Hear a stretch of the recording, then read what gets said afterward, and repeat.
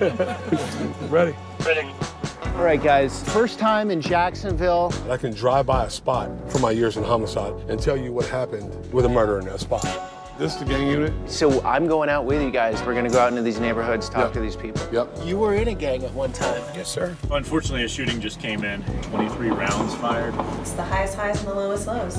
You know what I love about you guys? There's like that old world Southern charm. People are very friendly. If you know that you're gonna go to prison if you get caught doing something, then don't do it. Family, they don't care. That's not how you feed your If family. you stop it here, they're gonna go where you stay at. Being told for years and years we are the murder capital of Florida. So the pressure's on the dealers here big time. We lock them up. Welcome to the Firearms Club. Of course, people don't know about the beautiful parts of our city. Family support, job training, education. You have no excuse.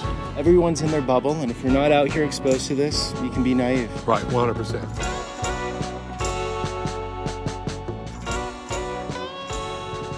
All right, Sheriff Waters, who do we have behind us here? So we got Vic Michelucci, Emmy Award-winning journalist, and my great friend Garland Scott, who's our outreach and support provider for our violence reduction strategy. Violence reduction strategy. We focus on individuals that we know are responsible for a large portion of violent crime. If they're not wanted, we'll offer them a way out. If they are wanted, we'll put them in jail. And if they don't take the offer, then we work very hard to get them off of our street, which is my responsibility. Okay, so crime has always been a big issue in Jacksonville. Looking online, I noticed for 12 years there were over 100 homicides a year. Yeah, That changed last year where you dropped that by 50%. that's correct. You're obviously biased because you're in law enforcement, but that's because of you guys, right? Or what is that from? Yeah, I think because of the men and women that come here every day, dedicate their lives to this community, contrary to what you hear across the country about policing, they do a great job. And when we have those that don't, we tell the public about it and we make sure we take care of our business. But everyone's a professional when it comes to policing and law enforcement. Everyone outside of the agency tells you how it should be done and what needs to be done more than anything else. I'm gonna give you an example of something really quick. If I were to stop this car in front of me, it's what, 9:30 in the morning. I bet you can't tell me, or your audience can't tell me what the color of that driver is. Oh, yeah. What color is the driver in that car? You can't tell. But the world would have you believe that we stop people based on what they look like. If they were committing a traffic violation, they happen to be a black male, Hispanic male, white male, you don't find out until you walk up to the car. I mean, this is daytime. This is broad daylight. The tint's on there, but it's not super dark tint. She's black. Yeah, but you never know that. Because when I see it, I don't even know what the color of this driver is. I'm behind the car. You don't go up beside the car and look into the window and say, oh, that's a black driver, let me pull him over. Doesn't happen. Okay, so you guys have been accused of pulling over more black drivers. Is that why you're saying this? No, it's just policing in general. Say we target and profile blacks or brown people or Hispanics, or that's not the case. We look for violations of the law. We hear about drive-bys. We don't call them walk-bys.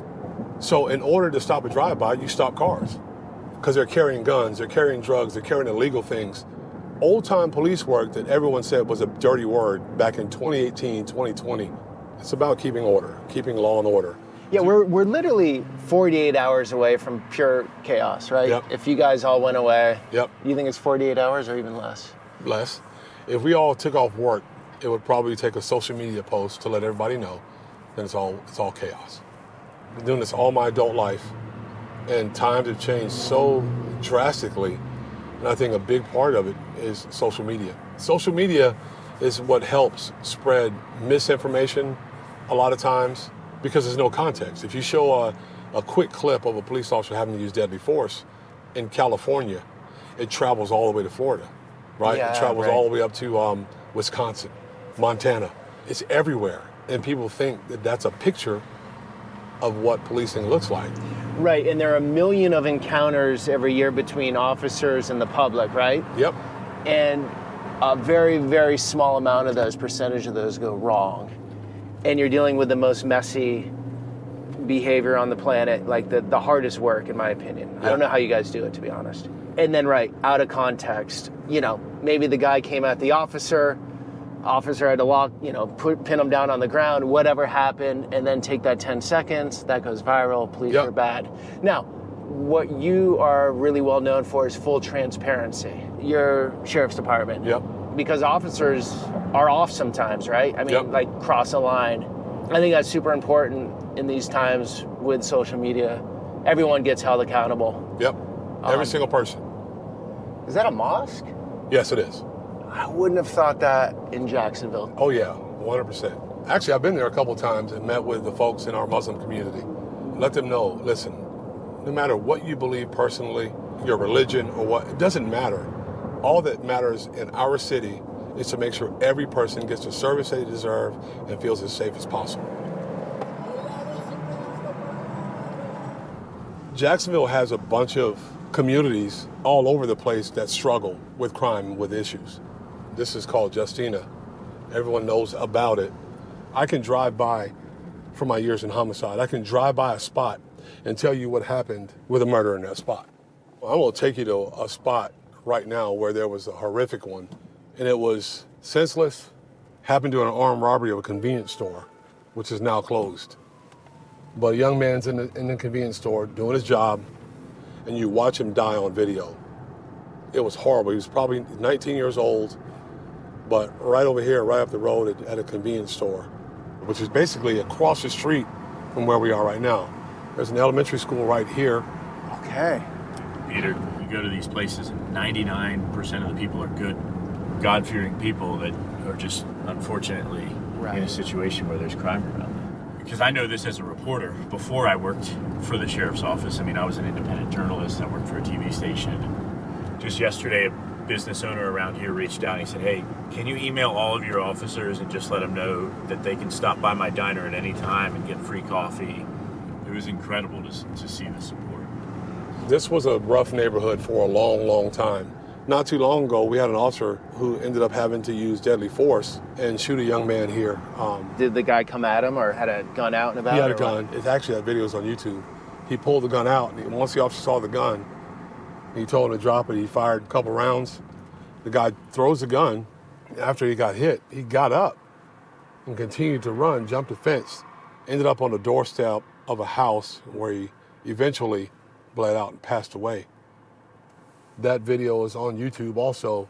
I believe in getting those videos out as quickly as possible because that's the way you keep civil unrest. You keep that down by making sure people are able to see what exactly went on. So when you're an officer and someone has a gun, you don't know what's going through their head. No. Obviously. No. And if they start pointing it your way, you're like, am I going to go see my wife tonight or Right. not? Right. And so you're like, that guy dies or I die. Is that what it is? Here's what I see. Here's what I say, and I say this oftentimes. If you pull a gun, if you're a guy and you're in contact with an officer and you pull a gun, yeah, you're asking us to try to figure out what you're thinking or what you're gonna do. And we don't have much time to figure that out. So an officer is going to use deadly force in a situation like that because it's not our job to figure out what your plans are and what you intend on doing. So I can remember the bad guy broke in, came in this door.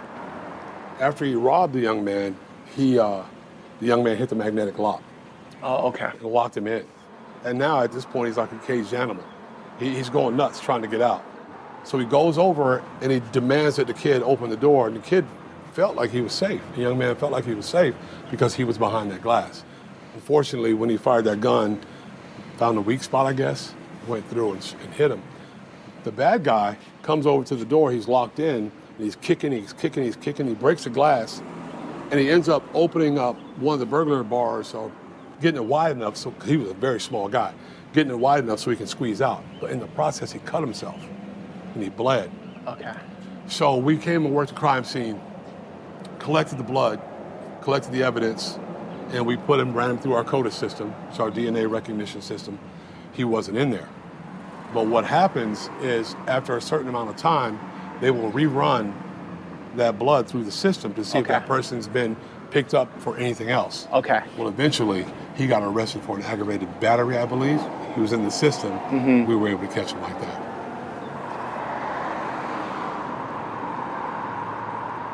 That's the owner of the diner, Peter, that reached out. Oh, okay. That just wants to give our officers coffee. Oh, University Diner, way down there. Yeah. Shout out to University Diner. When in Jacksonville, go there. They got great food, right? They do. Pancakes, I hope. Yeah, pancakes always. It's always a winner. That's what you want. This is Jacksonville University. What I want to show you is how quickly, things change in the city. You know what I've noticed in Florida? I mean, it's all over the United States, but Florida is almost a more extreme example. You're literally blocks from multi-million-dollar homes. Yep. To like blown out windows and. Yep. So down there is a neighborhood called Charter Landing. Further down. Yeah. And that's those homes you're talking about.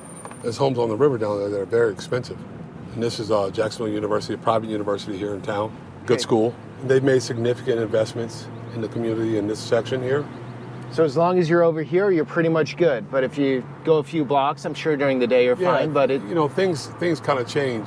For the most part, our Arlington area is a good community. Actually, my son is a patrol officer over here. My dad, when he retired from the military, he and my mother settled not too far from where we are now. My intention really was to be like my dad and join the military. But when my first cousin was murdered in 1990 in an apartment complex on the west side, I decided I wanted to be a police officer. So as soon as I got old enough, I applied to the sheriff's office and got hired as a corrections officer. Spent a year there, and then ever since then, been on the street here in Jacksonville. So that murder of your cousin totally changed your life trajectory? Yeah, it did. When you're 21 years old, 20, you're kind of idealistic, and you think you can save the world. That's really not true. But, I joined for that reason because of him. He was more like a brother to me. We had a murder here also. There used to be a small strip club right here. Fight broke out. This place right here, this green place? Yeah. Fight broke out. Guy took a shot, incredibly unlikely shot, but he hit the person he was aiming at and killed him. The person was across the street. But anyway, when that happened, my life changed because it was very impactful, and I wanted to do what I could because I saw what it did to my aunt, also my mom's sister. And once that happened, she was never the same, and she ultimately, I think, died earlier because of the pressure and the strain of being a victim's parent. Parents shouldn't bury their kids, which is a big driver for me. Parents should never bury their kids. Kids are supposed to bury their parents. A person's life is more than a statistic or a number. There are real people that are impacted by those kinds of losses. And I understand the loss. I understand the impact of those losses. But you want to improve. So how do we measure improvement? Usually by statistics and numbers. And I don't think a lot of people know this. Even in this city, there were homicide numbers in the 200s in the late 80s. Really? Oh, yeah. With a population of, 700,000 people. Now that our population's a little over 1 million, we saw 59 murders last year. You improve the quality of life for every citizen in this community. You improve this city overall. The city grows. Businesses come. People want to live here. Families want to move here. And Jacksonville is probably one of the older cities in Florida, right? Because it's northern Florida. Yep. The migration started in the north, went south. Right. You got a nice park here? Yep. Right down the road is St. Augustine, the nation's oldest city. Yeah, I'll be doing a video there tomorrow. Will you? Yeah. I gotta say the streets are pretty clean. First impression. Yep. I don't see much trash down here. I don't see many people down here, to be honest. Yeah, downtown is kind of small. We had in the 1800s, we had a huge fire here. Right. That took 10,000 people died, right? Yeah, took a lot of people out. I see it. Oh, you got one of these old post offices. Nice. Look at Rob Bias. There's some guy with a camera hanging out the side of your car. What's up, man? You all right? You all right? Yeah, how about you? Good, man. I'm a part. I heard this spot was for you. Thank you for holding it for me, man. I you appreciate that. I got cussed out like 8 times. Who? Really? No.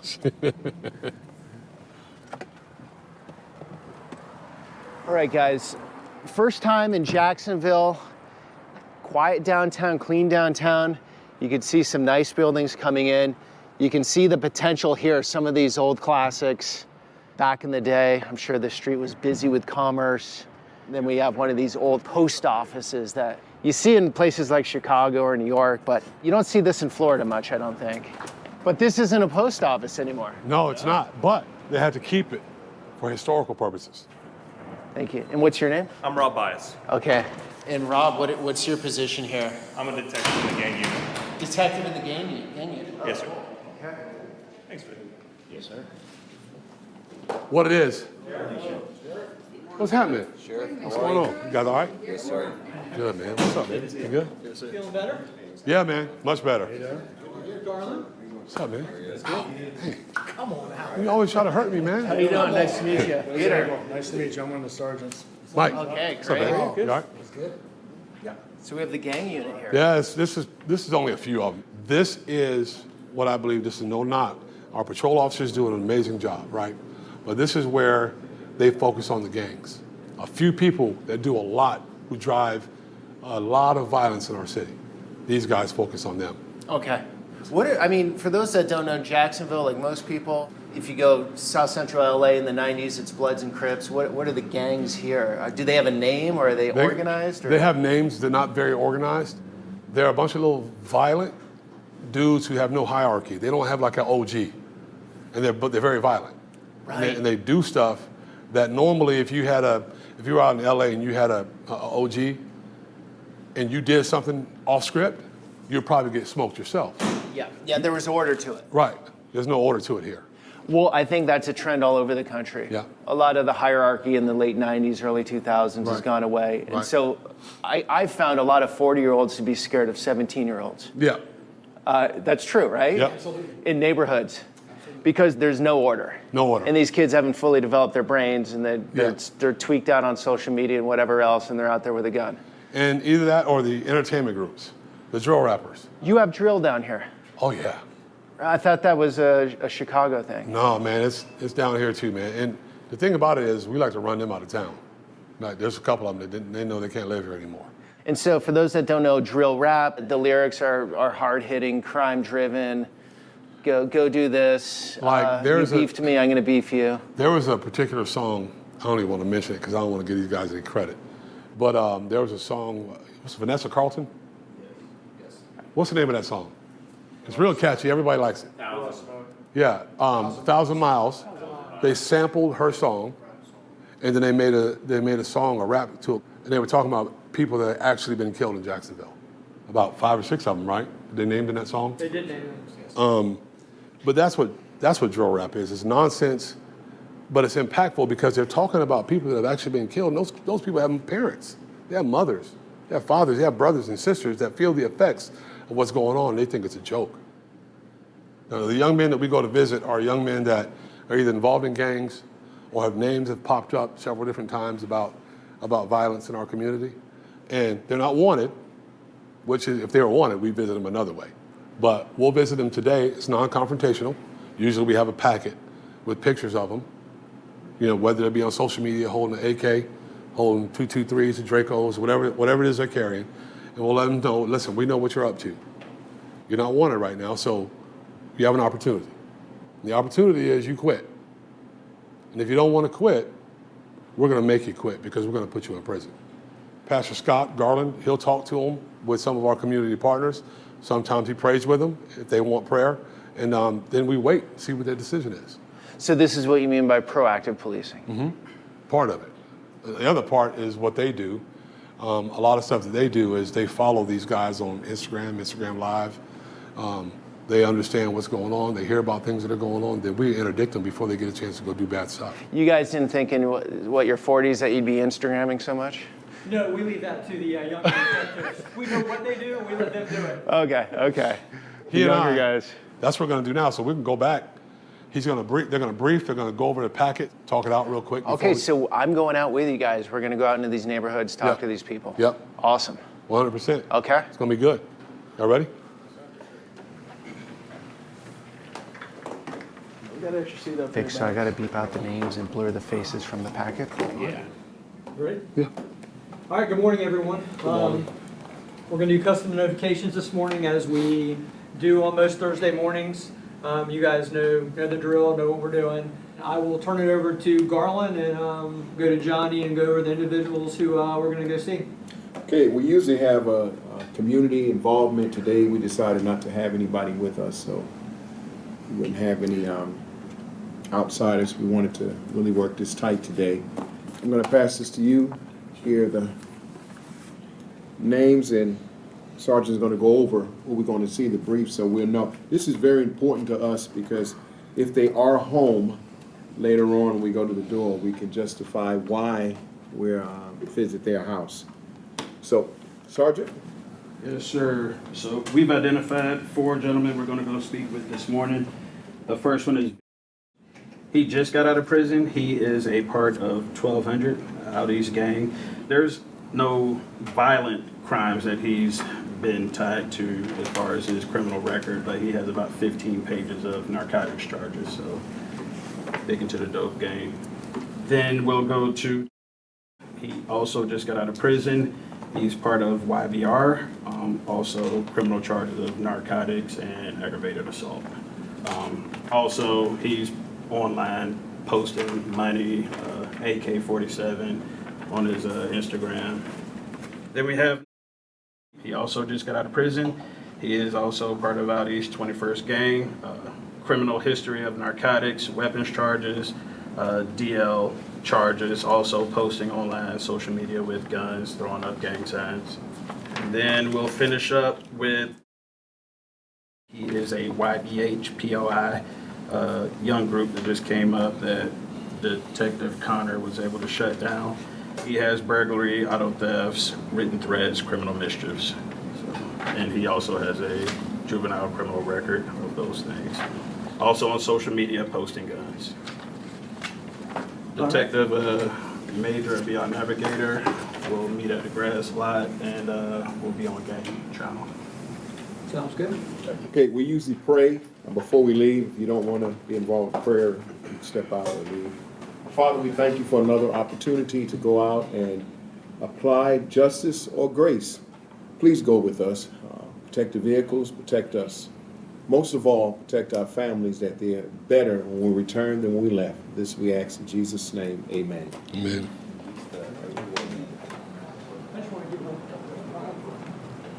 This is the unit that took down a lot of the murderers involved in the drill rap murders, including a very, very high-profile one for a guy named, what's up, brother? A guy named Julio Fulio. Famous rapper from Jacksonville. He got murdered in Tampa, but we worked closely with Tampa police. Ended up arresting 5 people. Thanks in large part to the intelligence and the work that they had on the case. It's a letter that we give to the house. If no one answers the door, we're not really concerned too much because the letter is so powerful. It's from the sheriff. Tell you we stopped by because you was involved in some activity. But this is the good news. You have the courage to call. Okay, the good news. Good news is we are here to help you, the violent reduction section of strategy, to help you get your life together. And we have probably a 45% callback. So Okay, if no one answers that door, they will definitely call the 911. On here we see social services, family support, counseling, life coaching, job training, education, trade schools, substance abuse treatment, job placement. You guys offer that all here in Jacksonville? We have over 138 outreach and support providers, so you have no excuse. We can help you with pretty much anything. It's there if you want. It's already there. We built it before we went and hit the doors. They don't make them like this anymore, unfortunately. Isn't this beautiful? Awesome. It's really and it's a fortress for hurricanes. Oh, I bet. So this is the state attorney's Yeah. office, and our assistant state attorneys, the prosecutors, they respond to the crime scenes, to the homicides, to these cases alongside the detectives. So they're really there from the ground up, and you have targeted prosecutors that work hand in hand with the detectives here, so they're all on the same page. Yeah. When the DA or the state attorney is totally out of sync with law enforcement, that's where the problems lie. Now, it could be a bad police department, it could be a bad DA. Sure. You want two good things coming together. And you'll see, Peter, that they both hold each other accountable, right? Right. We're both making sure that everybody is doing the right thing for the people of Jacksonville, but they're tight. When the DA in San Francisco said the criminals are the victims and it just went to chaos land, that's when I knew things were out of whack. And You won't see that here. He got recalled very quickly, even in San Francisco. Yeah, so a lot of people don't understand how law enforcement works in the U.S., and I didn't until I started making these videos. Police departments and sheriff departments. Yep. Totally separate. Yep. Sheriff is elected by the people. That's correct. Police appointed by the city government. That's correct. Okay, so that's why sheriffs can speak openly, very freely. Mm-hmm. Other than Glendale Police, shout out to Glendale, Arizona, who actually let me in, but no other police departments have let me in. So Jacksonville, we're very unique. We're the only consolidated government, I believe, in the state. And what that means is I'm the elected sheriff, but I'm over policing over all the incorporated areas, not just rural, but all the incorporated areas of Duval County. That's why we're called Jacksonville Police, but I'm the sheriff. You're over the police too, then. The sheriff's department It's is all one. interesting. That's unique, right? Yeah. So we are municipal police officers, they are, and deputy sheriffs. Both. Okay. And they answer to me, who answers to the public, not to a mayor, not to a city council, not to a city manager. I'm not controlled by politics. I'm controlled by what's right. And If you do a good job, the people elect you. If you do a bad job, they don't. that's right, 100%. And so my goal is to please the community, not please the city government. So Garland, you were in a gang at one time. Yes, sir. Wow. Where? New York City.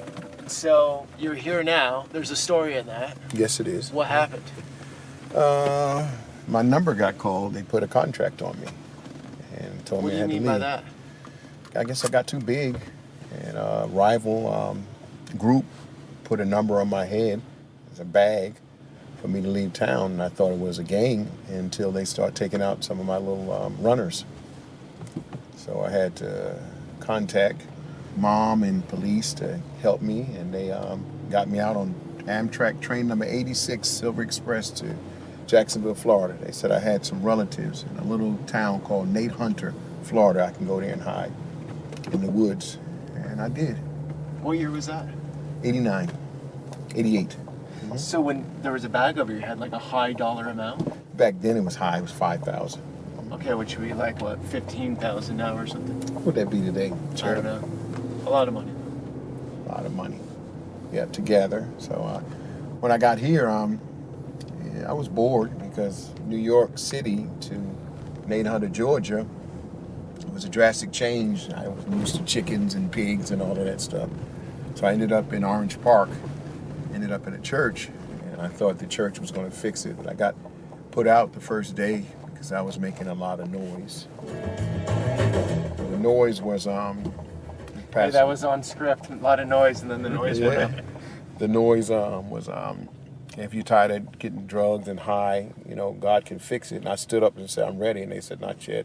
So about 3 times they did that. Finally, they asked me to leave. So I was a little distraught. So I pulled up to church on my motorcycle and with shorts and stuff. I didn't know about a dress code and all of that. So an older guy said he's going to help me, mentor me. And I found out, boy, at church, you can get women, food, and money if you speak good.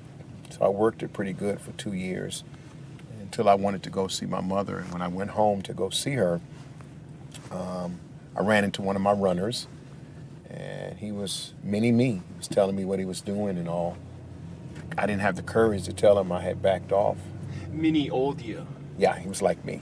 Okay. So I trained him everything. 3 hours I left, and driving home, I remember the drive. I kept thinking about him, So I decided when I get back to Florida, I was going to fly him in and get him to change his life. When I called back, my brother told me, you didn't hear? I said, well, he said, when you left, them cats that was looking for you rolled up on him. And the words were, they bust 7 caps in him, he's dead. That's when my life changed. And ever since then, everybody's been that young man. So that's my driving force behind doing this. So I've been doing it ever since then. Wow.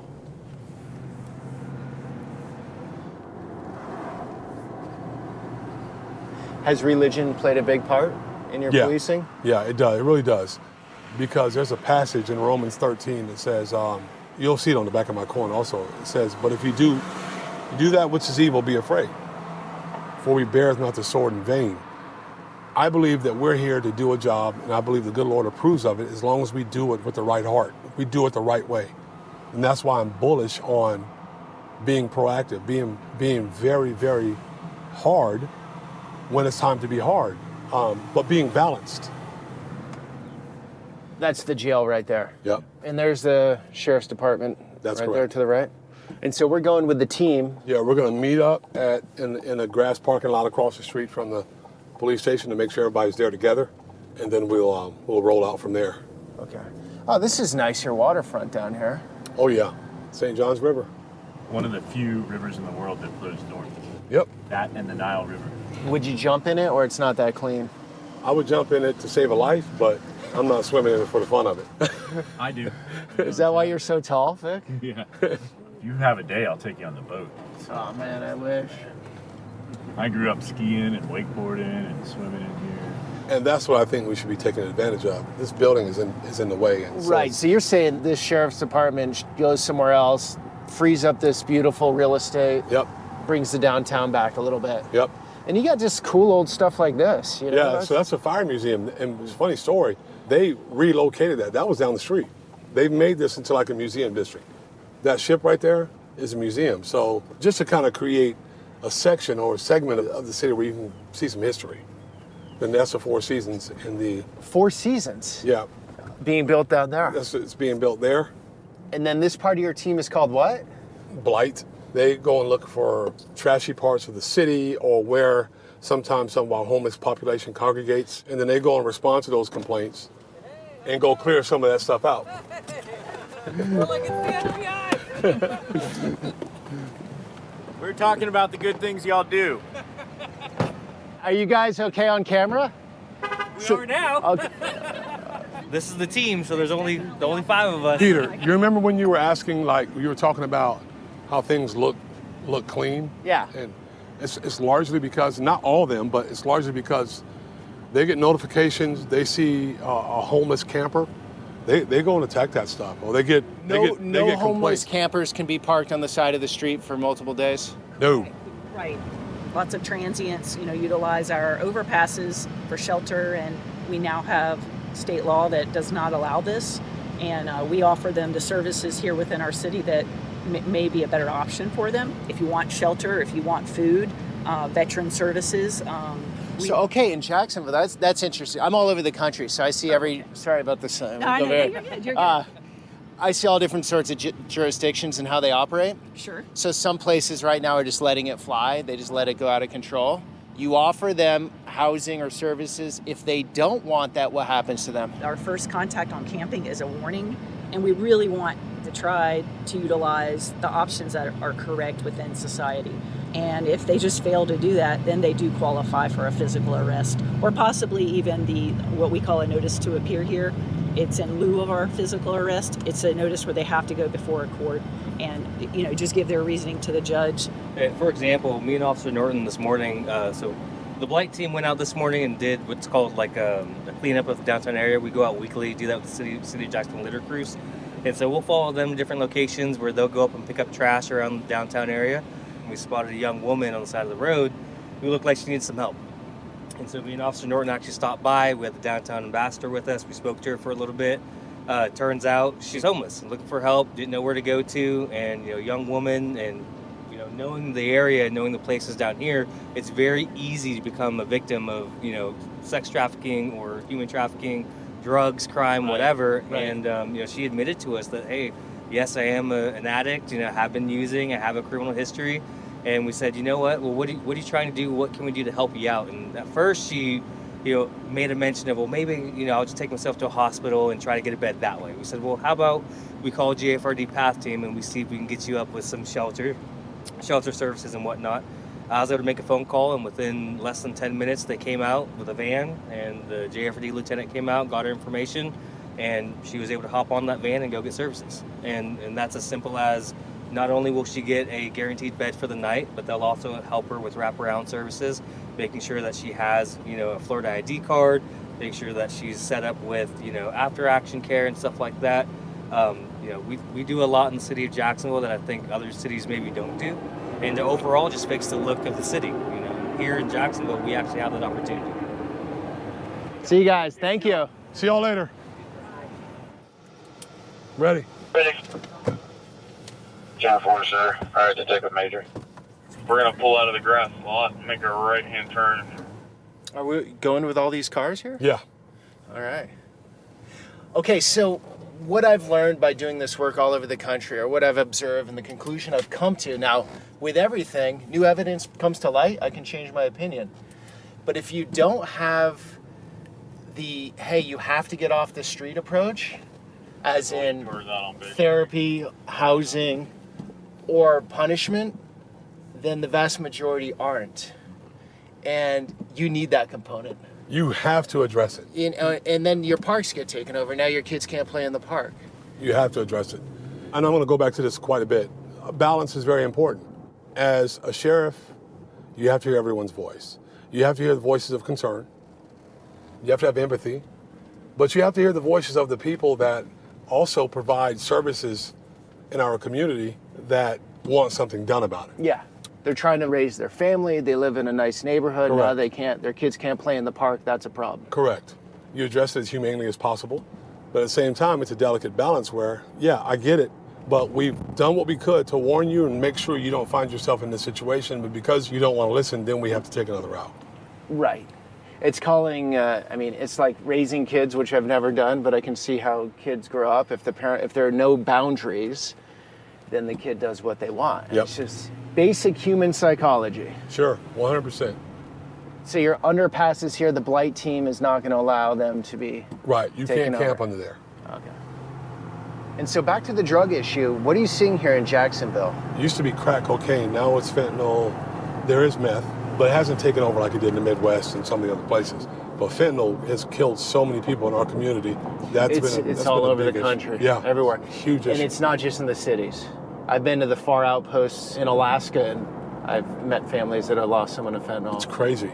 Is it just this hockey stick upward trend right now, or is it flattened out a little bit? No, it's starting to drop. Starting to drop. Yeah, I think we've taken down some pretty big drug organizations that were running through Jacksonville with connections to Mexican cartels. Yep. And this is not a political statement, but quite honestly, with the crackdown on the border and making sure that that's controlled, I'm thinking we're going to see even further drops. Because that's going to drive the price up. Yeah. What's a fentanyl blue right now, like a little tab, pill? I'm so far out of it, I don't know. Vic, do you know roughly how much it is on the street here? I don't know. In Phoenix right now it's $2. $2. You can buy a bottle of water for more money at the mini mart than fentanyl. So our overdoses are down significantly, almost to the tune of the homicides. Okay, why is that? Because we have a specific squad of people, detectives, that go out and they investigate overdoses. And in the state of Florida, you can be charged with manslaughter, potentially murder, for selling a lethal dose. So if you're that poison dealer, that drug So the pressure's on the dealers here big time. we lock them up. Every year we lock people up for 30 plus years for selling a dose of drugs that killed somebody. So they're scared about that. Our narcotics people, they're going on raids tomorrow. They went on raids earlier this week. Our detectives are out there day in and day out, man. Do you have a Mexican cartel, and you mentioned them, but they have a big presence here or not really? No, they don't. The only presence they had here was their drugs were being trafficked through Jacksonville and in Jacksonville. So one was a new generation Mexican cartel, and the other one Gulf Cartel. Yeah. The issue of the border, it's not just a southern border issue or a northern border issue. It's an issue for the entire country because the drugs make their way to our cities. And fair to say though, as long as there's a demand, they'll always be here.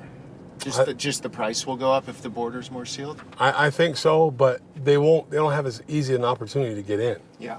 Harder to get in. You want to make it as hard as you can for them to get in. Fortunately, thankful to our state rep, Danny Perez, he just appointed me to our Immigration Enforcement Council. Okay. We have what you call a 287G program in our jail. And we have 6 correctional officers and 1 sergeant that are cross-certified with ICE. So if we bring an illegal immigrant into our jail, they interview them, they do an entire investigation and determine through ICE which ones are going to be held on ICE detainer to be removed from the country. This year so far, we already have 104 so far that are in on ICE detainers, and we've interviewed several. Where are they from mostly? Mexico. Okay, interesting.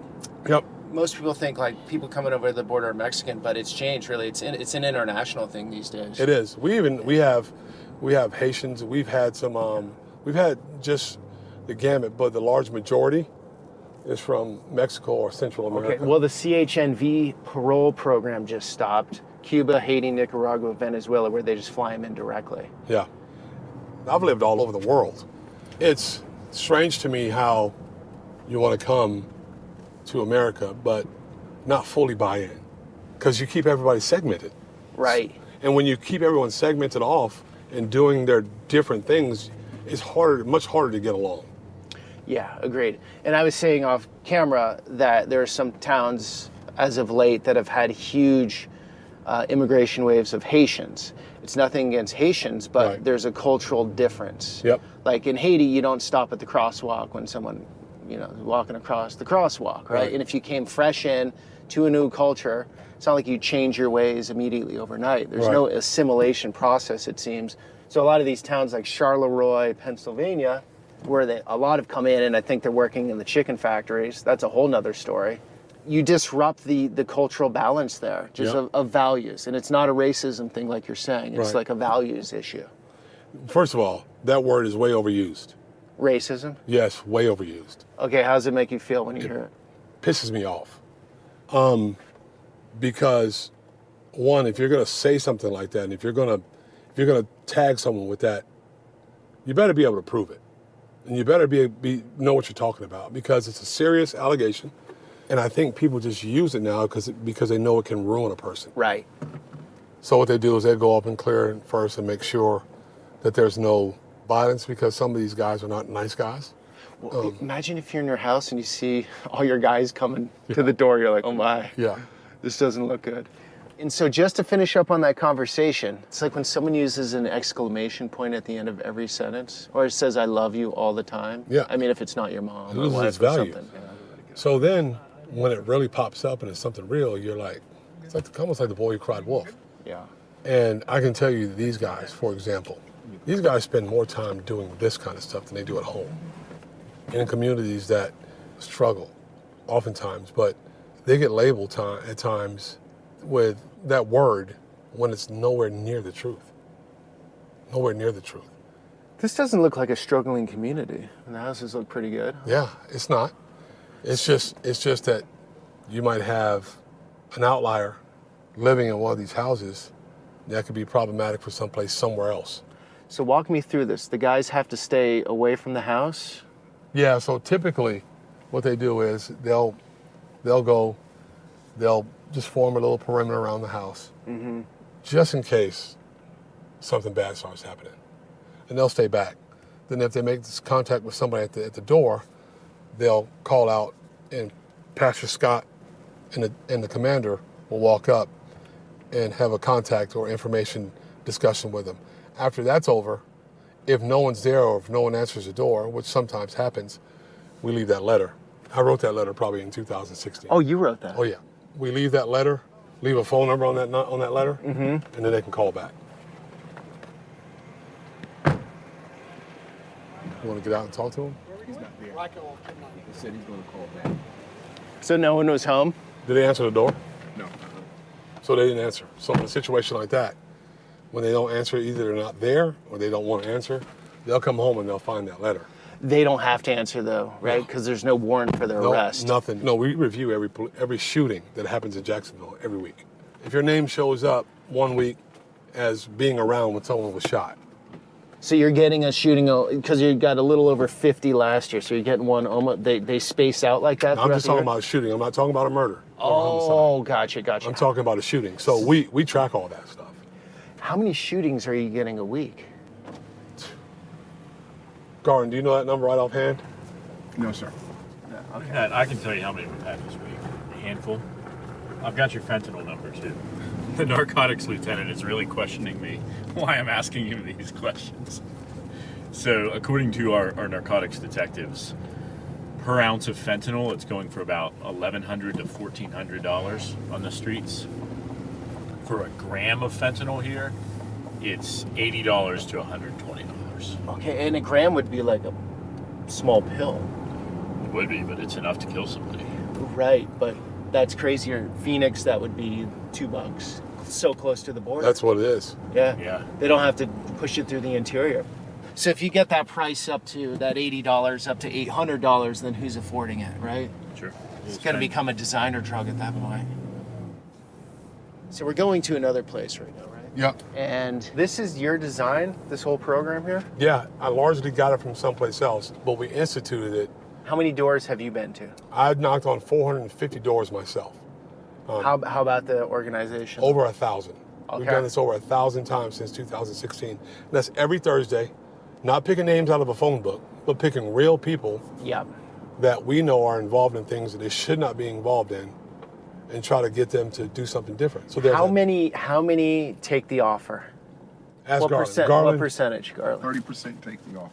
30%. Strong 30%. 45 to 50% callback. That's why the phone is on my lap right now. Because what'll happen is we'll leave the letter at the door, and we're not worried about it because they will call back. Some neighbors are going to say you had a bunch of police officers there, and they'll see the letter and they'll call back out of curiosity. And from there, usually about 30% take the services and change their life.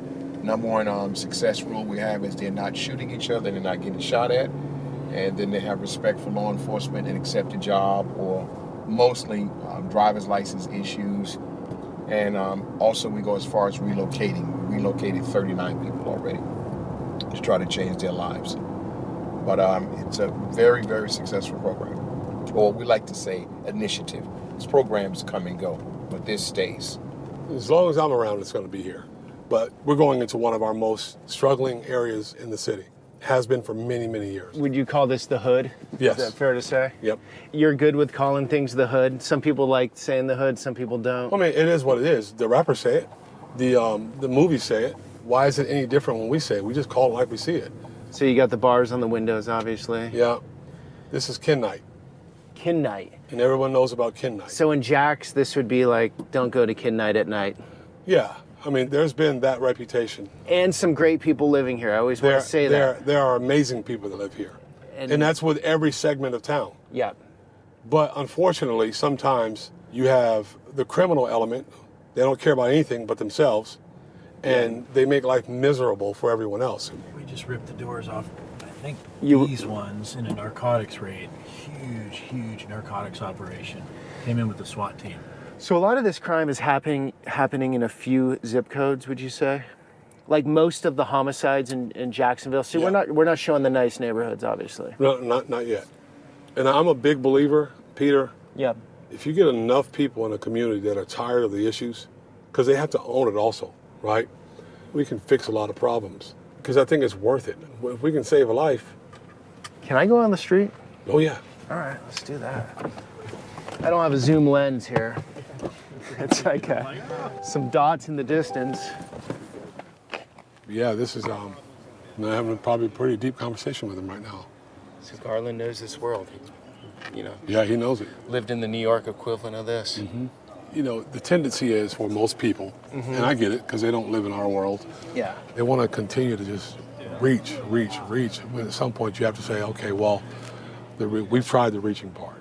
Until he says, screw y'all, I don't want to be involved in that. And then his life changes drastically. Garland, how'd it go? It went good.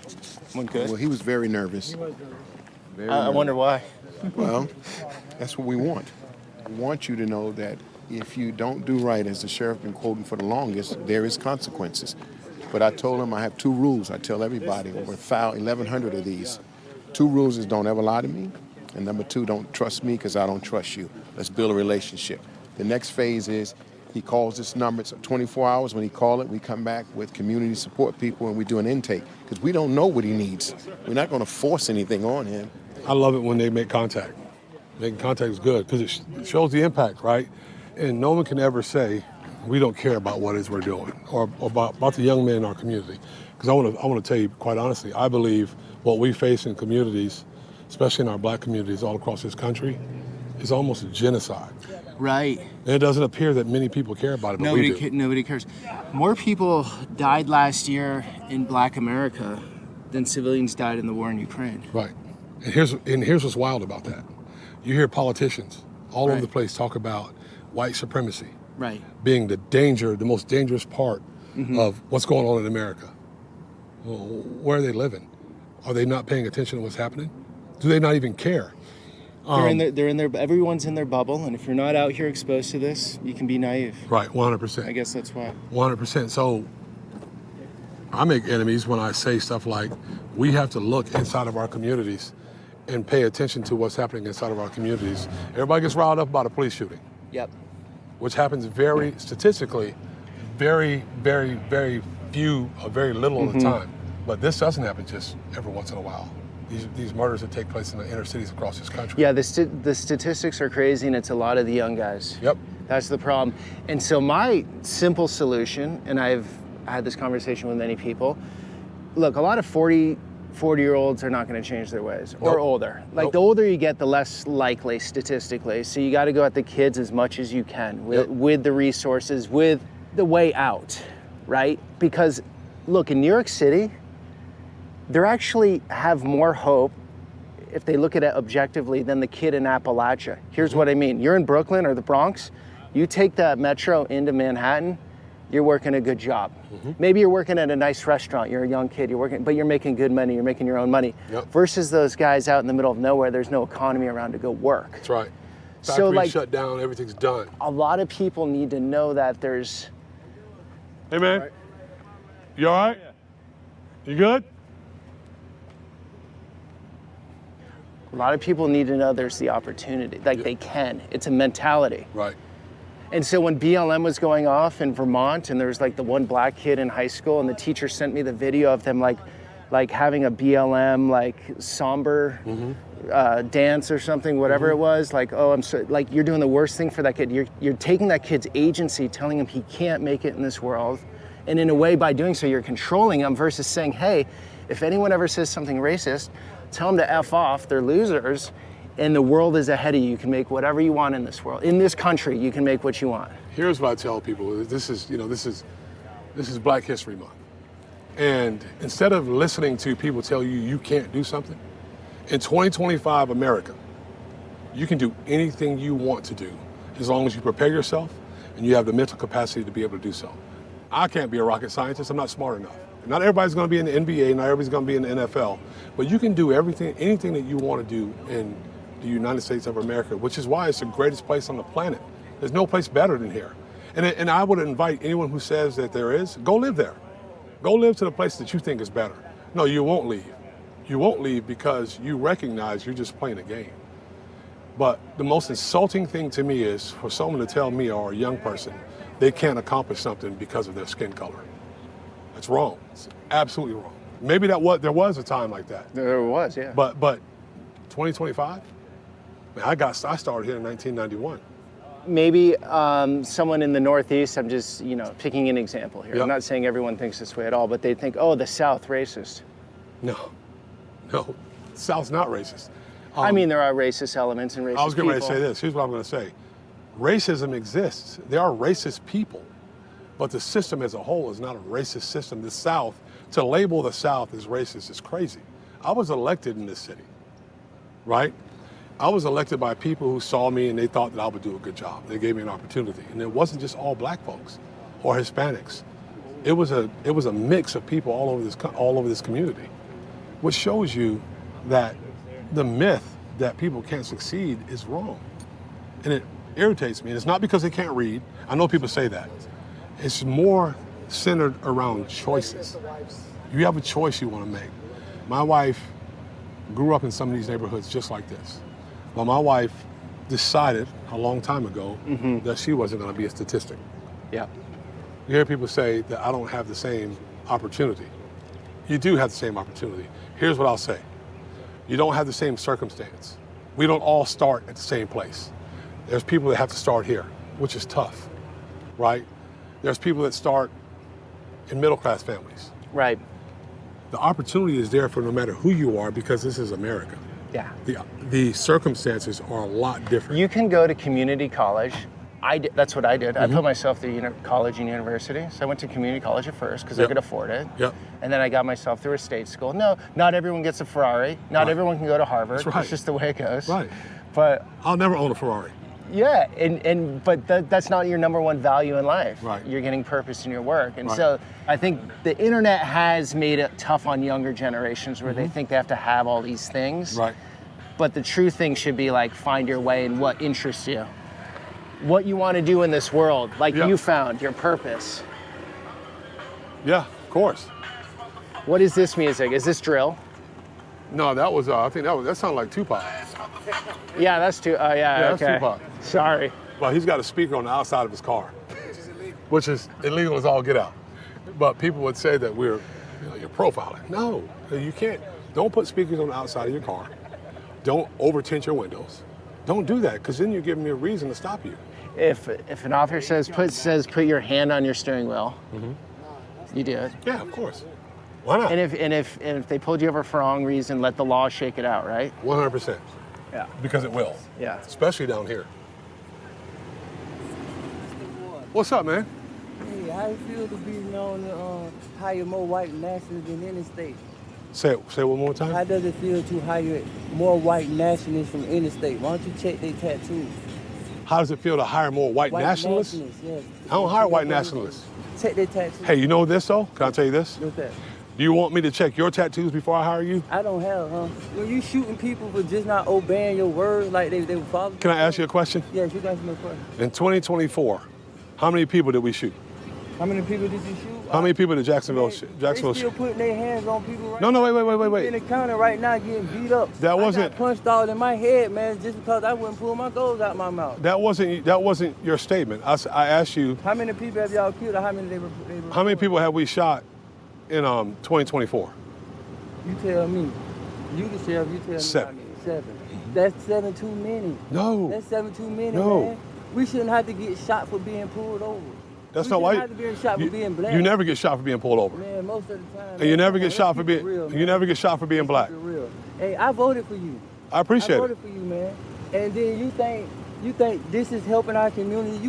You bringing military. Do you know why we're out here? You bringing military style task. Wait. Do you want to listen or you want to talk? You want to listen or you want to talk? I'm just saying. No, wait. You got. If we're gonna have communication, though. Talk if you don't hear what I'm No, but you gotta have communication. Can I get out? I don't know. I mean no harm. Yeah, come on. I get out. My name Craig Aiken too. I know a lot of your officers know me. Y'all have military style coming in civilian neighborhoods. And for y'all to be talking about y'all helping, y'all don't know nobody's birthdays around here. Y'all don't do nothing for our community besides this, and y'all claiming that it's help. The same people that y'all so-called calling bad is the people that know all the little children birthdays, that supply all the food around here, that pay all the bills. You know why? Because we our own little community. We don't ask for help. Y'all don't give us none. Right. We don't get no food stamps. Everything that we do own around here in these houses, we work hard for it the best way we can, because stuff like this messing our records up for life. Stuff that I did at 16 made me a felony for life. What'd you do at 16? It was a gun. I was young. You had a gun charge. I had a gun. Okay. But so stuff like that messed up. Is it my turn? Is it my turn? You can talk now. Please give me my turn. Okay, you can talk. All right. You know why we came here? There's a young man over there that we recognize has some issues. Right? We didn't come here to arrest him, because if we wanted to arrest him, he came out to talk to us. We just would have arrested him. What we want to do is we want to offer him a way out. Right. But these guys right here, they're here to make sure that these civilians. I'm not saying all police. Wait. Okay. You made a bunch of statements, right? Because you got me on video, which I don't mind. Yeah, because for one, my lawyer tell me the video every time I around y'all, and your people should know that by now. They know me. No, that's fine. Yeah. You talking? That's fine. I don't mind the video. I got a guy do with video right there. Yeah. Video's fine. Yeah. So you made a statement. To the sheriff, man. No, that's what I'm saying. Look at this old video. Yeah. So you made a statement there, but you don't even know why we're here. Okay. All right. So we wanted to talk. I know why y'all here most of the time. I've been out here for 40 years. Hold on. You talked about today. So today we're here because we're talking to a young man because we want to see him change his life. Because we don't want to see him lose it. Okay. And we don't want to see him locked up in the prison system when he don't really have to be. Because prison ain't no place where people belong. But you earn prison. No race. You earn prison. You can. Yeah. According by day law. Yeah, well, it's all laws that we all got to. It's all laws that we all got to follow. You can't find nobody around here that's bringing in drugs. You need that. They got a airplane or a ship. Well, we knocking them off too. You ain't been watching the news? Huh? You ain't been watching the news? No, they showing them not, because we not bringing nobody over here. We've been knocking them off too. We can't afford to bring drugs. We've been knocking them off here in Jacksonville. Somebody bringing it over here. You look like you're affording pretty nice. It's a nice car. read my book. My book is on Amazon. It's called Self Therapy. The Kamaya Mobley story. That's, you might have seen that on the movie on Lifetime. But my book just dropped. It's on Amazon. You her daddy? Yes, I'm a daddy. I remember you. Self Therapy. Y'all make sure you read my book. Make sure y'all get that on there. Everybody read my book. It's better than the Lifetime story. I promise you. You know what I'm saying? I'm just trying to, get let you know what's going on around here. I mean, y'all do y'all jobs and all that, but the type of tactics and how these people run up on us with ARs, man, who y'all think y'all got out here, man? We not kill, we don't kill each other and stuff like that. We take care of each other. Why is so aggressive, towards, it's not just the people y'all going at, it's the neighborhood. You know what I'm saying? People fear he must come over here. My wife, mother, and father are pastors, but what they see on the news, they're afraid he must come see their daughters. It's not true. We not like because of the police? By police, but what the news portraying us as, and by the police. We not like that. No, bro. We human. We just when I tell y'all, we just like y'all. We want to eat. We got kids. We want to feed our kids. We just want to live. We just want to just live. We don't want to be messed with. We don't want to mess with nobody. We're not finna come in no other neighborhood try to take y'all stuff and steal from other people. We not into none of that. We just want to live. All right, do me a favor. If you can help us, Here's I'm with it. Here's how you can help me, Mr. Aiken. Okay. Get the dope boys from living around here. Tell them to stop selling dope. Do that for me. Wait, wait. Wait, hold on. That's not. No. All right, tell you what. No. You want? I thought you said we were. I thought you said we were going to talk. We're going to talk. Okay. I do that. This is not your plan, but we're having a conversation. Okay. The conversation goes two ways. Yeah. You talk, I talk, you talk, I talk. So it's my turn. Okay. My turn is, you stop jokers from selling dope around here. Well, they've been selling for 40 years because I've been around here for 33 of them. All right, stop that. All right, stop having people call us that need us because we don't. Calling for what? No. Wait. No. I'm not telling a lie. If people call us. Give them a better way. What's their option? If people call. What's their option? Bunch of options. What is that? What's their option? It's a bunch of options. So can you come and help these people get options? Can you help show us a better way? Can you come help get Man, this jobs? is 2025 America. Come on, man, but that means nothing. We still live It means everything. laws. No, you ain't. Man, you still in the same Constitution that they wrote a long time ago. Check this out. Can you as the sheriff tell the people stop? Can you as a sheriff come back and help these people get where they need to be, no matter what? That's what we do. Do you know what we're doing right now? You and your people. No, wait. No, listen. We've been looking. You talk more than you listen. That's what the problem is. No, you're not listening. No. How can you? Let me ask you a question. Let me ask you a question. How can you be shown a better way if you won't even listen to somebody? How can we be like you? I'm trying to help you. Okay. That's why we came here to talk to him. Here's what I'm saying. What is our You talk more than you listen. We got to share. The option is don't do wrong. What can do they right? Do then? What is right? With felonies, you can only do so much. Are you listening? Yeah, I'm listening. I got a cousin right now. Went to federal prison for drugs. Help some of these boys get felonies. You gonna listen? You gonna listen to me, or you gonna just keep over talking me? This is what our issue is. You can't communicate because you don't want to have a conversation. I'm not intelligent enough to communicate while both of us talk. That's what you said. I didn't say that. Come on, man. Let's not pay each other intelligent. Let's just, okay, answer this question here. What is their option, man? How can they become felons? I can't answer the question. You won't let me answer the question. Okay, now I'm waiting on that question. So I got two friends, two of them. One's a cousin, one's a friend. One went to prison for second-degree murder. He's out. Guess what? He owns a Zaxby's. He owns it. Second person went to federal prison for selling drugs. He owns a business and he's building houses. So it's possible. But you have to be willing.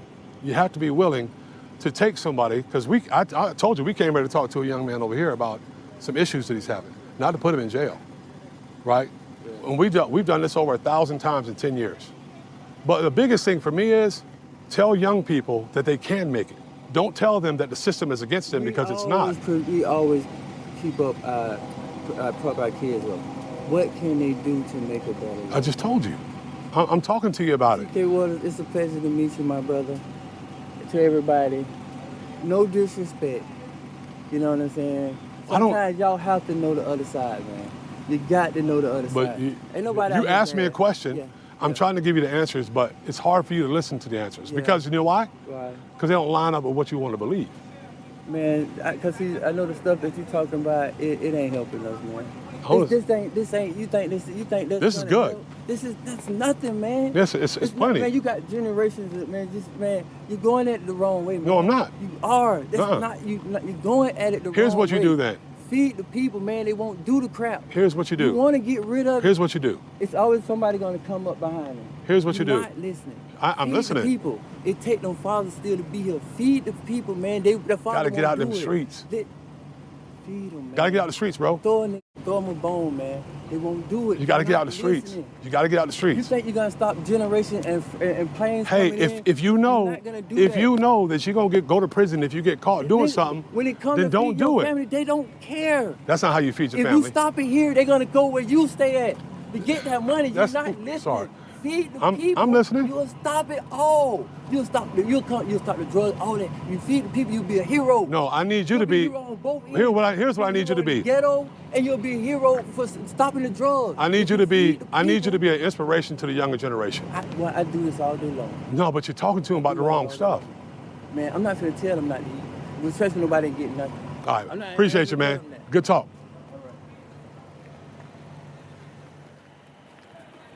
Drug baggie. What do you think was in there? Our tough saying. Crack. Never a dull moment, man. Hey, that's what it is. You said that they gotta continue to sell drugs to eat. Yeah, he doesn't want to hear anything else. You know how many times I've heard that same story? Bunch. So he's going victimhood narrative. Yeah, 100%. He's living in victim role and yeah, it's all our fault. The government, the Constitution, the same Constitution that kept us in slavery. That's what he said. So the solution to this, there's no easy solution. No easy solution. But I think you take one hood in America, you drop in the resources. Money alone doesn't do it at all. Because if someone's not working midday on a Tuesday and you give them money, they just buy more alcohol and get nicer cars. That's all that does. It does. So you have to come in with job training, with, I don't know what you come in well, with. Like, what is the solution to this? Because it's a long-term thing. It's not going to work in a 4-year cycle. It's like, you put 20 years into this neighborhood, give it a lot of focus and effort, and in 20 years, you're going to get a result, right? Yeah. And then you But the biggest thing is, and Peter, I got to say this, you got to have the neighborhood buy-in. You got to have the community buy-in. Yeah. Oh, these ladies like you. One person. Hey, ladies, how y'all doing? Good to see you. Okay, so you got some buy-in here. Yeah, so here's what you got though.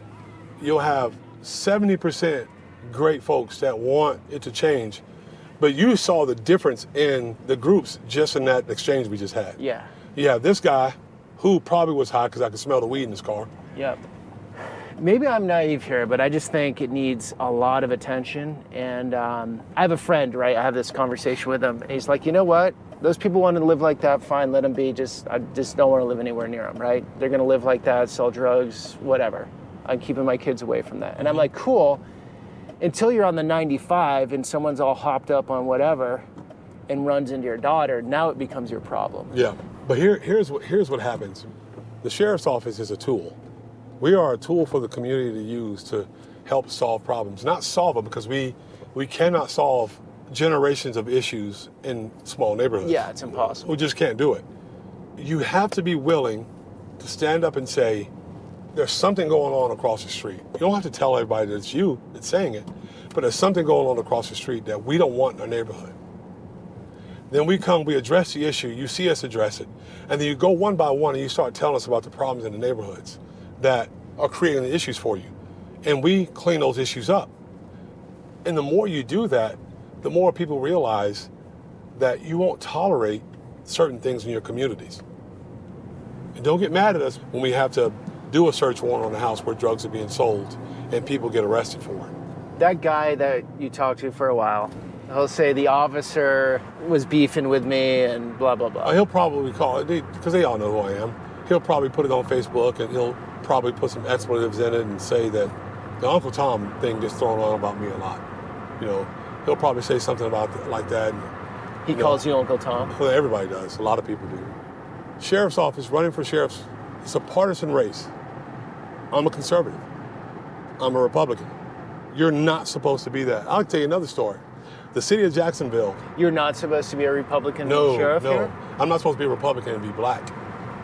Yeah, but this last election, more blacks voted for the Republican Party than in a long time. Yep. Listen to this. Yesterday, they had a Black History event, Black History Month event. The city of Jacksonville did.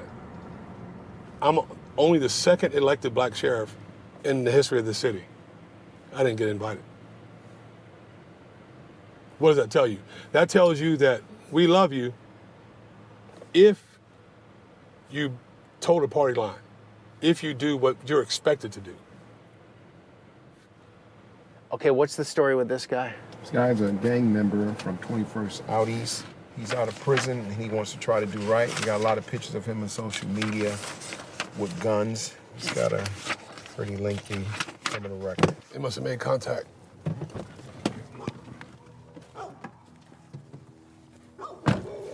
Made contact, is that, how often is that? One out of four or something? A lot of these. Yeah. We're doing well. We're doing well. Ma'am, you are very fashionable, I gotta say. Oh, well, you are You are styling. I gotta say. Look at you matching like that. Those earrings to the dress. Hop. Just stay around. Okay, so how have things been for you? Eye-opening, but listen, I was retired before I came back to do this. Yeah? It's the most rewarding job I've ever had. It That's really cool. is. That's and cool. I've done a lot of jobs, but So when you see someone poke through, like they actually make it to the other side, it's amazing, huh? oh, absolutely. I mean, it's gratifying, absolutely gratifying. And I'm just really happy that we're doing this kind of work. And it's coming out of the Jacksonville Sheriff's Office. You're from Imagine Jacksonville? that. Are you from here? I grew up here, so yeah, Cool, I would cool. say that, yeah. You know what I love about you guys? I've never been up to this part of Florida. There's like that old world southern charm. People are very friendly. It's not down like that down there? Look, they say the more south you go, the more north it gets. Yeah.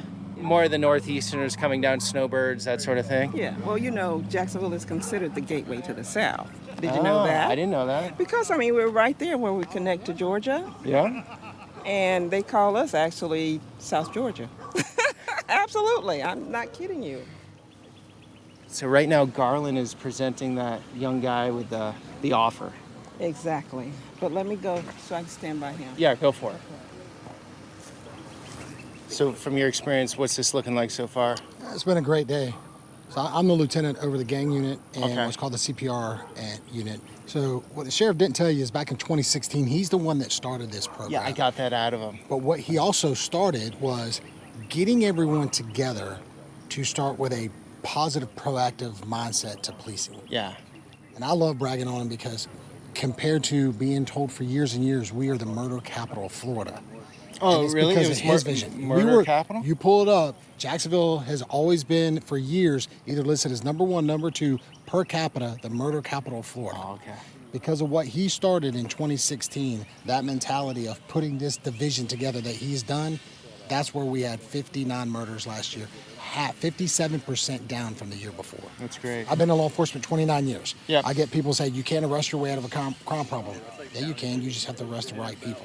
One of the things that he made sure that we did is getting in his communities and not going out and just giving everyone tickets and putting everybody in jail for those minor offenses. Yeah. Concentrate on the people that are actually hurting the communities. And that's the message that he put out. And all of us have adopted it. And it's been absolutely amazing. So hopefully with this intervention, that kid, he doesn't take the action of killing someone in the future or something and Correct. He changes also the course of his understands life. can come out like the last gentleman was like, hey, we need help. You know how many services are out there? Yeah, that's what a lot of people don't know. They think there's not help, but there's a lot of, around the country. How's he putting it on the sheriff? Yeah. Here's my Oh, yeah. question. Who gave him services? Yeah. He didn't get services. He pushed through it. How'd that go, Brenda? Excellent. Well, he was very attentive. And you noticed the mom was there, so that was a That good helps, thing. right? And it helps that I'm there, mother to mother. We have that same heart for our children. Yeah. Yeah, you got any more compliments you want to give me while I'm standing here? Like, You going? Can we call those bell bottoms, or what are we doing down there? Those, but they work. It's a cross between fashion and business. Yeah. And then we're doing a nice long belt. Says, I'm elegant. I'm stylish. Look at you. And the hair. Come on. Come on. Let's just say the obvious. That's fire.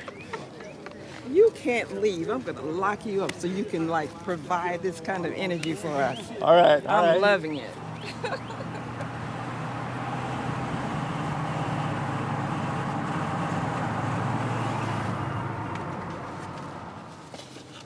one is 16 years old. Burglary, auto theft, written threats, and criminal mischief.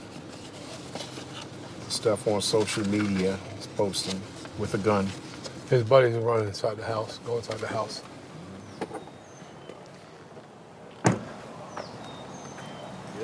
He's Yeah. a juvenile, so we don't have a parent to be able to speak with him. Oh, yeah. He said that his mom's at the store. Okay. He's down with one of his friends down here. He lives a couple of houses down. He's got an audience now because he's got a couple of his friends. So now it's just, to be able to get to that person, that's a better one-on-one. When there's an audience, the bravado comes out. So then it becomes a joke. It doesn't become, you're not listening, you're just wanting to show out.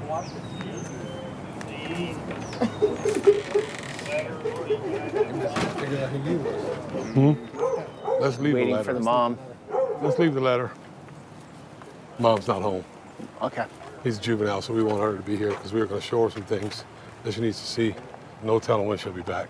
So you leave the letter. Do you guys follow up on If this? he or- gives it, yeah, we'll probably come back because I don't know if he's going to give it to her. It's for her. Right. Appreciate y'all, man. Yes, sir. Thank Thanks. you for coming. Thank you for coming. Thank you, sir. Thanks for the hard work. Rob, Thank you, boss. Always a pleasure. Yes, sir. I've never seen you before. Good to see you, man. Yes, sir. Who else? Did I get you already? Yes, sir. I'll take another. Appreciate y'all, man. Hey, y'all keep it up. Stay safe. 6 block. 6 block cannot function. Yes, sir. Ever. So don't let them. Yes, sir. All right? Because little Breon, then they got a shootout yesterday, day before yesterday. Day before yesterday. Yeah, we got to cut them out. So let's put the pressure on them cats. All right? Y'all need anything, let me know. We can get it done.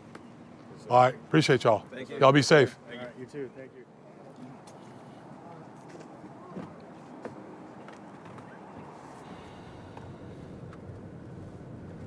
So it's tough, though. These guys, I mean, how are they going to... Yeah, and they're doing nothing but selling drugs and drinking. We've really been hanging around just a really small portion of Jacksonville. There's a historic part of Springfield that you'll see some of these houses that they've really done a lot of work to, and they're really nice. This is called what? Brooklyn. This place has really changed tremendously over time. This is like 5 Points, Riverside area, parks, business. Yeah, so environment means so much, huh? Yeah, oh yeah. Where you grew up. Like anyone can make it, but it does help to be in the Oh yeah. better starting gate for sure. I also think that works if it's determination, an absolute desire to find yourself in a different set of circumstances and focus your energy on, I don't want this for my life. And this is what I learned this from my wife.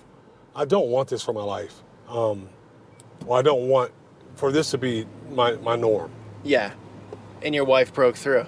Oh yeah, and see, that should be the message, right? The message should be more focused on your ability to make it. Now she is the director of investigators at the state attorney's office. Okay. My wife spent probably 10 years buying drugs undercover and narcotics for GSO. She's very good at it. It's a new park. Oh, look at that. Nice. So they're really putting in a big effort to get people down here. Yeah. It's a river walk, and you can just walk over the bridge. When did Jacksonville start turning around a bit?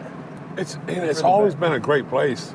It's just a place that not many people know about. And then when you hear about it, this is what used to frustrate me about our local media. Like, there was a celebration when we crossed 100 homicides in Jacksonville. It's like they were celebrating. And I'm like, why do you consistently want to destroy the reputation of such a great place? They can't call us America's capital of Florida anymore. Who's taking that title now? I don't know. I don't even look now. I just want to make sure it's not us. So basically, I told our 911 dispatch just to call me today with anything. Well, unfortunately, a shooting just came in an area known for violence and drug activity. It's early on, but looks like potentially 23 rounds fired. So a lot of gunfire, some stray bullets out there. At least one person's shot right now. So obviously, it's all hands on deck going to that.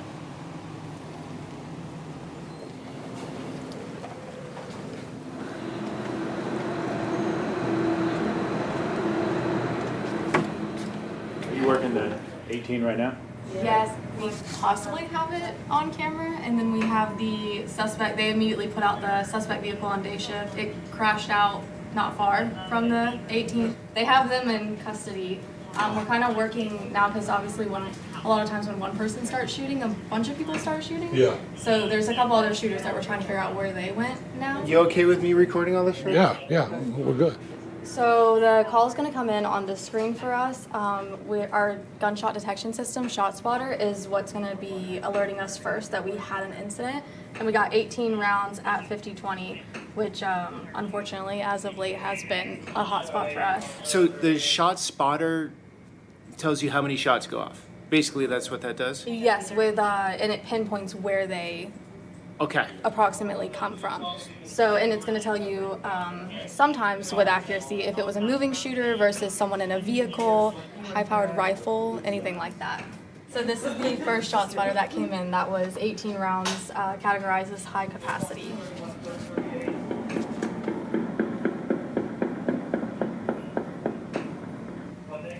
And then the next one's going to be 5 rounds.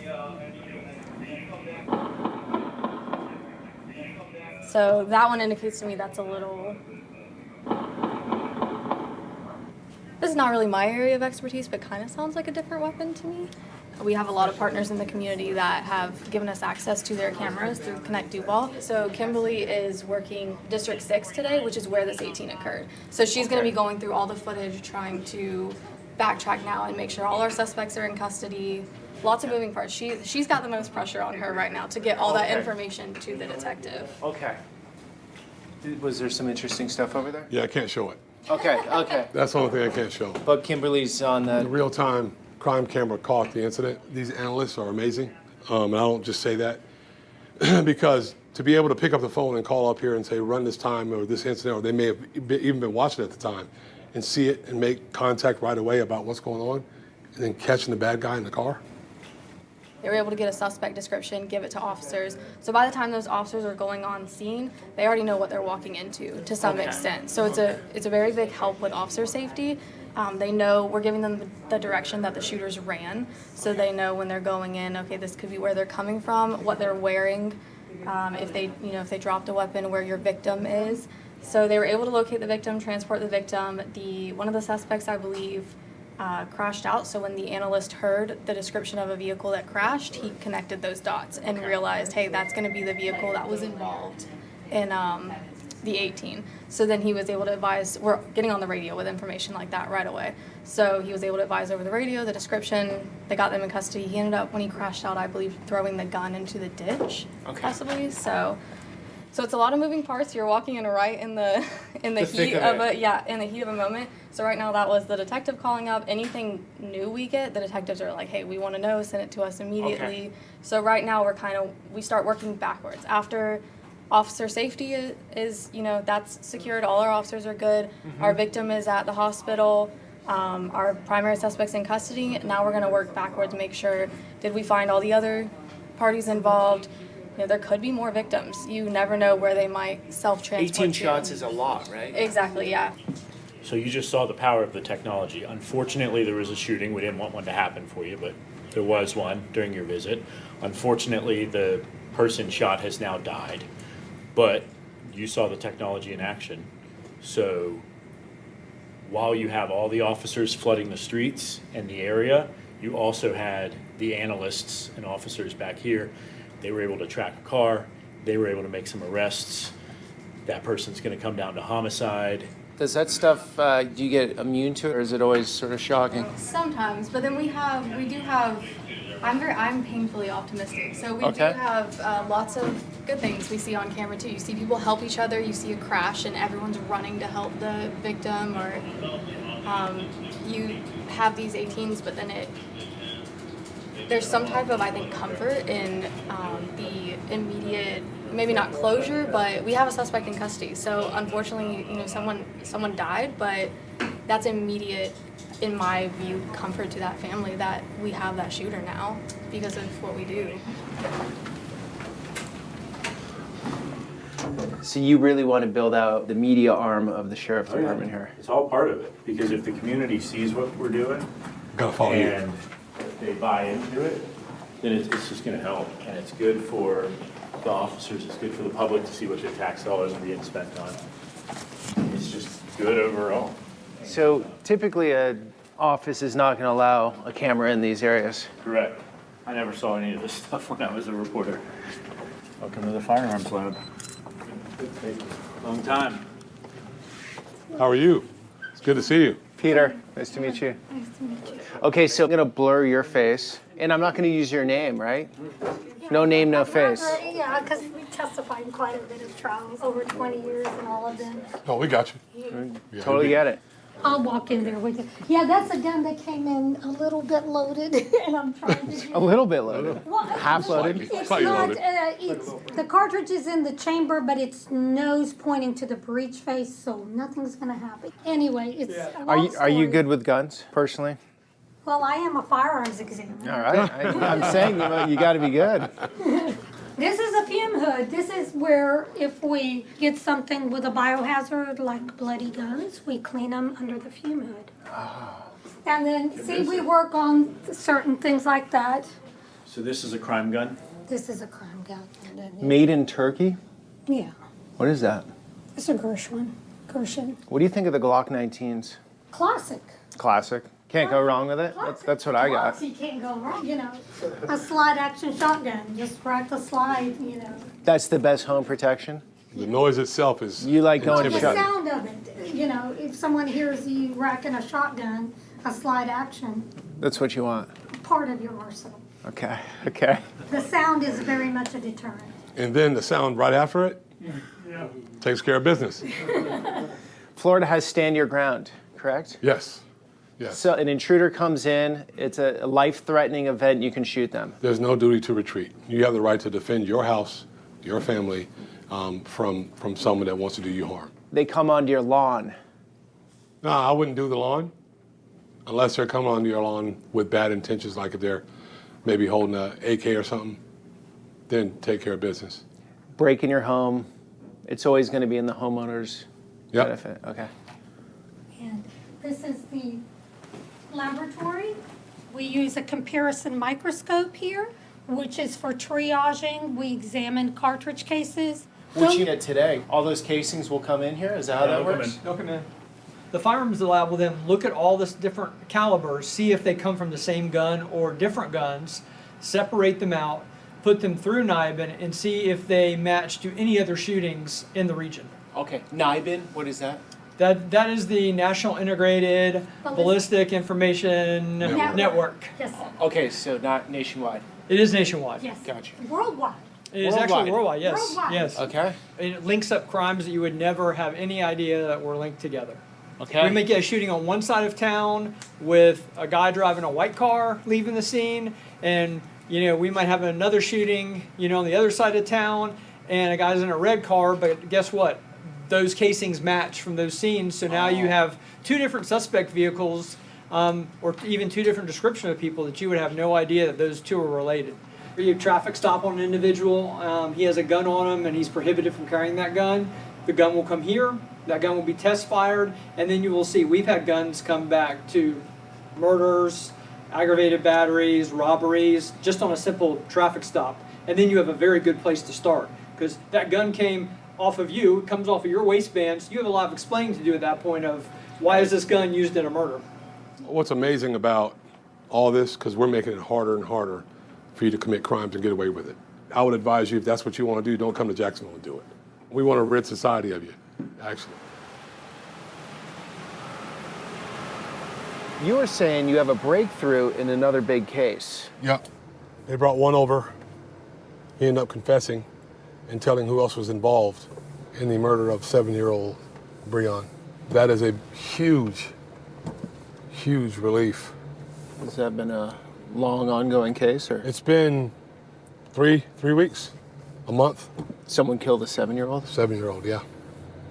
Why? Because they're cruel animals who don't care about the life of a 7-year-old who was walking with another kid who was not a kid, but a young man who was the actual target. So instead of them holding up and waiting to get him alone, or not doing it at all, they decided to open fire, killing a 7-year-old child. So what's going to happen? That's life sentence? It could be. There's a good chance that could be a first-degree murder. If that's a first-degree murder, they stand the chance of getting the death penalty. That's completely up to the prosecutor, Melissa Nelson. No pressure on that job, huh? She handles it well, though. Hey, how about doing some work? How do we do that? Hi. This is my chief of patrol support. So helicopters, dogs, horses, she runs all that. You have horses here? Yeah, pretty big horses. It's a big operation. A lot goes on here, a lot more than people know. He's this way, sir. Yes, sir.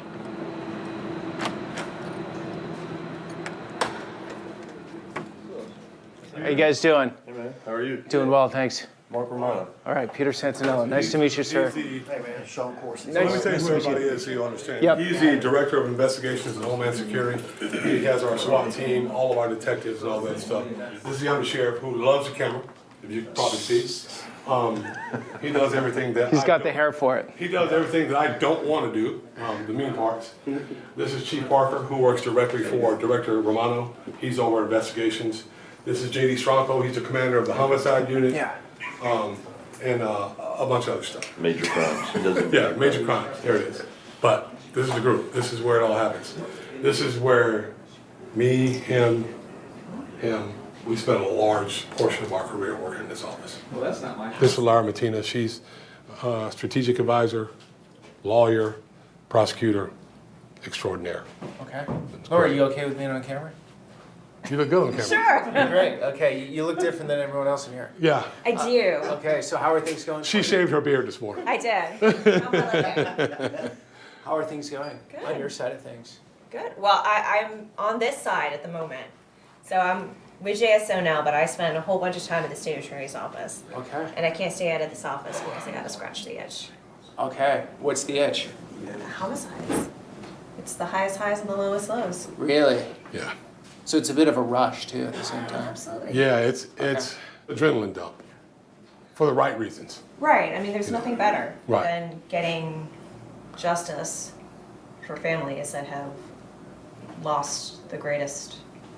Right. But it's hard in the moments where you are running up against a brick wall. Yep. Okay. As in lack of evidence or the law or what? You know the hardest part? I know you're talking to her right now, but knowing who did it and can't prove it. Oh, yeah. That's and that happens very often. I mean, the whole criminal justice system is set up to benefit defendants.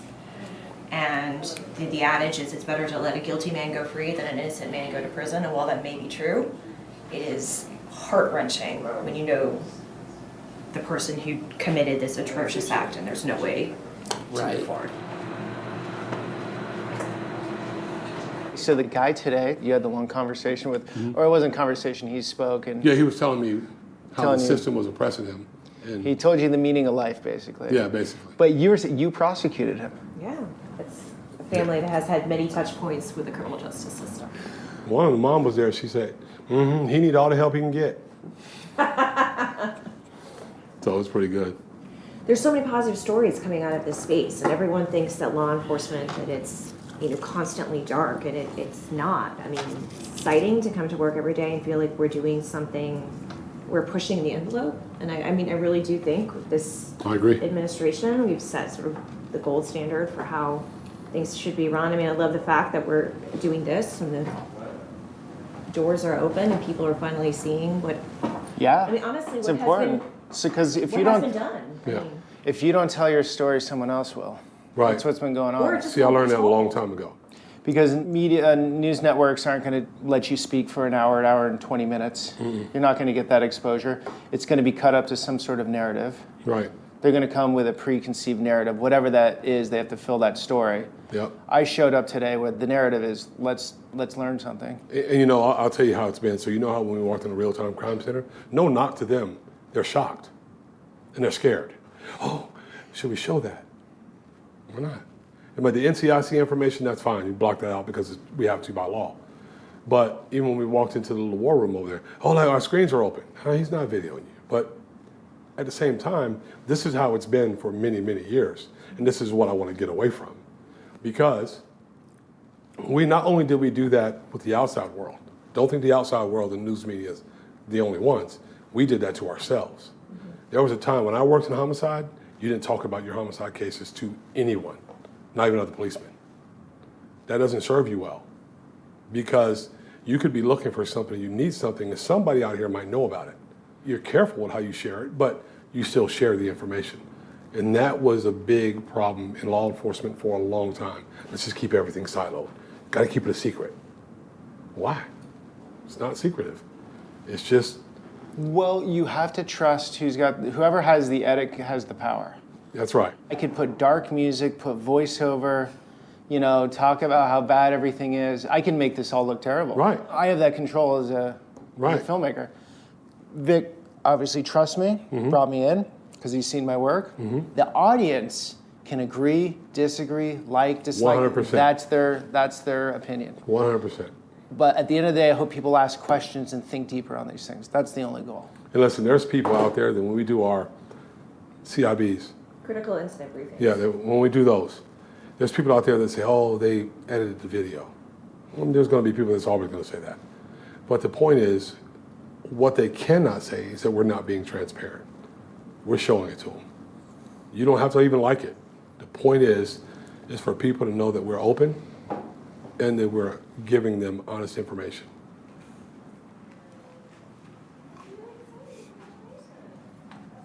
This is you in your young days. That's me when I was a youngster and my bride. Garland's a character, huh? I like this shot here. That's a classic. That's funny. So that guy is Brian Key. We call him Ted Lasso because he looks just like Jason Sudeikis, especially if you see him up close. But he's a funny guy. Him and Garland wanted to post for that picture, so I said, I gotta have it, so I kept it. All right, Vic, so I want to show the audience a nice part of Jacksonville. So you and I are going to go there. We are. The sheriff has to go. Sheriff, thank you. My pleasure. That was awesome. Absolutely, man. Thank you for coming to see our great city and learning about us. Yeah. Showing everybody what it is we do. There's a lot involved. We are a part of this community. We love it. I have kids here. I have grandkids here. So it's a beautiful thing. Sheriff, Peter. all right. Thanks It's for awesome, that. man. Yeah. Appreciate you. What's that noise? So it's twice a day at 12 noon, and that's the 5 o'clock horn. So old school, when people didn't have clocks or watches or anything, that's when all the workers downtown would get out. That's the Jack's horn. That's the Jacksonville horn.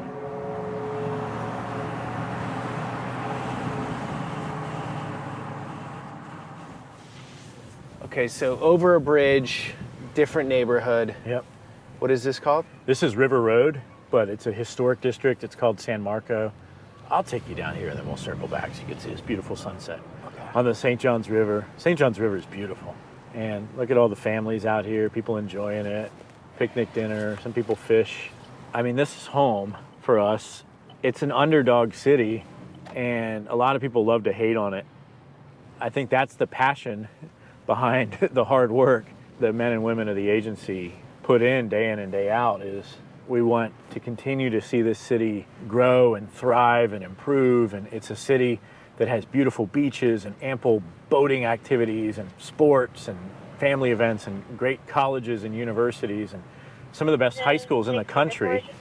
And it just takes a few people to spoil a reputation. So, yeah, that's beautiful. You know, some of the presidents have jogged down here. I remember Bill Clinton jogged down here. Yeah, it's just, environment means a lot. Yeah. In life, you know, being able to walk around like this is a true blessing, you know, not worry about things.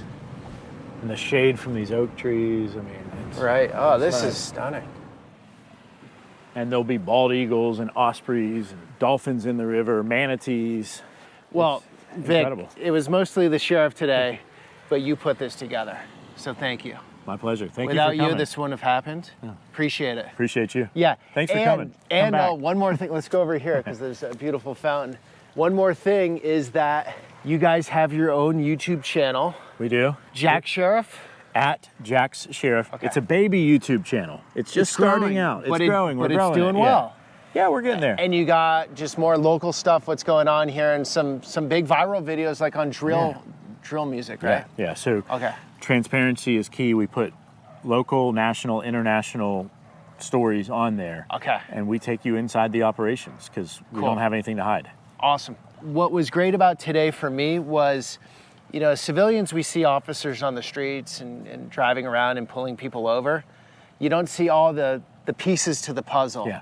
The behind the scenes. That girl today, I forget her name, mission control, looking at all the screens, and the forensics lady, and all these people that, bring their skills together to do what you guys do to keep society so, it's much better off than if you weren't there. So it was great to see all the pieces to the puzzle come together. You saw a lot. Yeah, saw a lot. You saw more than I'd probably say anybody's seen. Well, at least with us. So you've seen a lot. And now the everybody audience gets to has see it too. Guys, thank you for coming on that journey. It's part of a larger Florida series, and I'm taking all different angles and perspectives on this state. It's one of those big states, 23 million people, a lot of stories. So lots of stories. Yeah. Thanks, guys, for coming on that journey. Until the next one.